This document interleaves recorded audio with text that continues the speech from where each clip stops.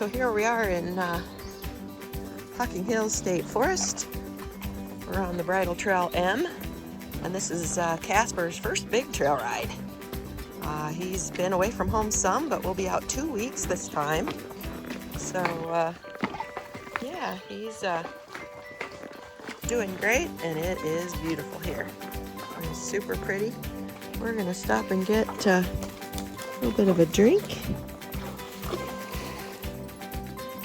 And yeah, Kasper's been very brave. He's moving around a little quicker sometimes than I'd like him to, but he's been through the mud and all of that, so he's doing good.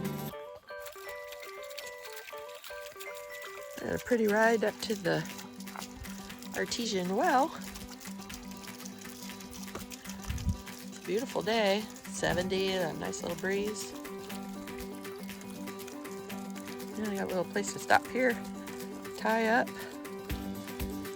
Kasper's nice and relaxed and easy. Got a couple buddies with him. Yep, what do you think, Kasper?